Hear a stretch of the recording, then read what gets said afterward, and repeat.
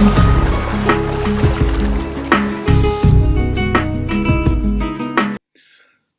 ora whānau. Today we're going to be talking about culture and in particular ethnicity and how ethnicity has an effect on your physical activity. Culture can be defined as the ideas, customs and social behaviour of a particular people or society. Ethnicity is the state or fact of belonging to a particular ethnic group. So it's your ethnic classification or affiliation. Now, I like the way that says a classification or affiliation, because you don't necessarily have to actually accept your ethnicity to be a part of it, or likewise you could accept another person's or another range of people's ethnicities and their beliefs and customs to be a part of it. In sport, as we know, there are lots of stereotypes. Some of these stereotypes come down to our ethnic groupings. So a prime example, a stereotype might be that Asian people are phenomenal badminton players. And sometimes these stereotypes can actually be backed up by some pretty strong evidence. So here we have the badminton men's singles medal winners from the 1996 through to the 2016 Olympic Games. As you can see, pretty much every single athlete on this list is Asian, okay, other than Victor Axelsen from Denmark, who won a bronze medal in the 2016 Rio Olympics. This is similar in table tennis. Quite often we assume that, again, Asians are excellent table tennis players.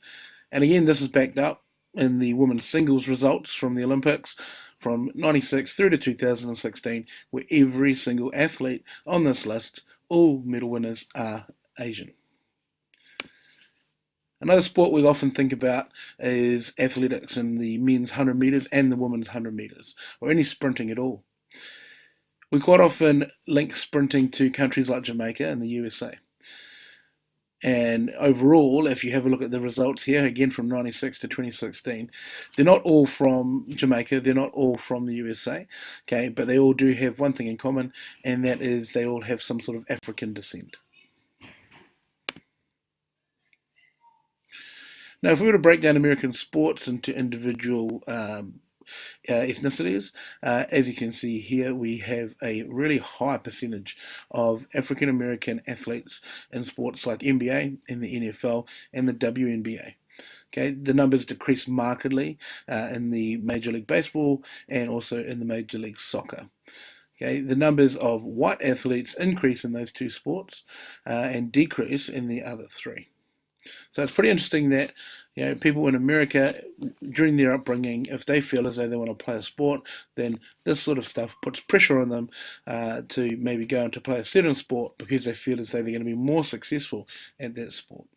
But it's not always true, as we know. In the book Bounce by Matthew Syed, he is quoted as saying, "The overrepresentation of African Americans in professional sport is almost precisely mirrored by an underrepresentation in positions of economic power, and that this suggests that the sporting success of African Americans is the consequence not of genetics, but of unequal opportunities, and the blacks are driven into pro sport due to barriers to entry in other spheres of economic life." So what this is saying is that basically we don't see any role models of people being successful who are African American, etc., particularly in the past, in fields that are academic. Okay, and a lot of these athletes see that the only way of being successful is through sports and through athletic endeavours. So does this cross over into New Zealand? Does this cross over into, say, our Māori and Pacifica athletes? Right, so if we jump on to Google and we write in New Zealand role models and we jump into images, then we have a whole bunch of people who come up. Okay, you can see that there's Ian Thorpe, who isn't even a New Zealander, but if we scroll on down, there's a bunch of people who aren't New Zealanders here. But there are a lot of athletes here, okay, and it's not all of them are Māori and Pacifica, but if you notice, the majority of Māori and Pacifica faces are athletes. Piri Wipu, okay, Valerie Adams, etc., etc. Okay, we have a few other athletes here as well, like Richard McCaw, etc. Okay, but very few successful Māori and Pacifica people who are in academic fields. So how does this affect their participation in physical activity going forward? How will it affect your physical activity going forward?